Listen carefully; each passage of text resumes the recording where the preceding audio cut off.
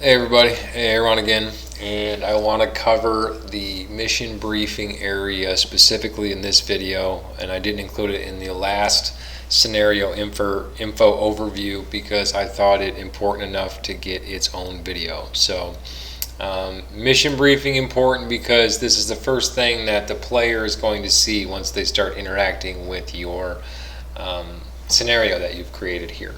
So for me, there's no die hard, you have to do this. Everything's pretty much set up to just allow the flexibility for what you need. But for me, I like making audio briefings because I think, again, it just brings that extra level of character to what you're doing. And if you can make a good audio briefing up front, it'll make a lot more of this just feel more alive when you're telling them what to do with stuff. I always just kind of go back to the Ace Combat missions and stuff. And just the little rundown that you got at the beginning, it just was always so cool for me. So the other thing I typically do here, aside from asking them to listen to the audio that I've prepared, is if I'm using any music inside my mission or in my audio briefing, here is where I want to make references to that music. For me, again, because I want to make it very clear and upfront that I'm using this royalty-free music.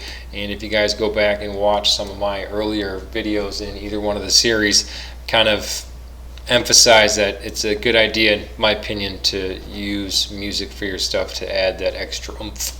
And then as far as this first screen goes too, some kind of imagery to just give it that extra oomph and really bring it more to life. This is where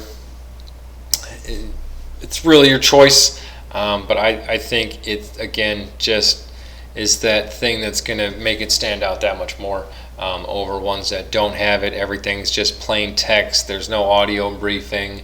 Pizzazz it up a bit. Do what you can. It makes it more fun for everybody else. And so then what I do after telling the user to listen to my audio briefing is kind of go through and make sure that with these preceding notes, they make sure that they understand what's happening. So if the audio wasn't clear, or the audio that I gave was kind of more story oriented versus like objective oriented per se, this way I could add that extra clarity to, hey, this is the thing you are expected to do. So I like to specify what are the win and lose conditions specifically, and what the summary of the whole situation that's going on, because this I find helpful as just general guidance to what's happening. And then the other one I like to do is known threats. This way the user can try to get some kind of objective understanding to what is going to be happening inside your mission. And here is, again, level of discretion. It's really up to you on how much information you want to give away, but I think that it's probably pretty important that the user understands what they're supposed to be doing. So then the other thing I was thinking about is when I was designing this mission, I've got a bunch of planes that launch from a carrier, and I didn't want the carriers to really be the focus ever in case players don't want to go my suggested path, because as we all know, we all deviate from the suggested paths in games all the time. So that being said, I didn't want the user to try to spend time machine gunning the thing or dropping bombs on it or shooting missiles at it, and I just really wanted them to try to stay focused on the dogfighting that I've prepared for mission 1. So I've just added this nice little, hey, just make sure that you're not wasting any time on these guys because it's pointless. And then the last one came down to a timing thing with my first mission. You don't have to put the thrusters on, the afterburners on when you first start. The Shlobovian conflict mission 1, but it's a suggestion, but just for timing issues, but it's just something I had to do.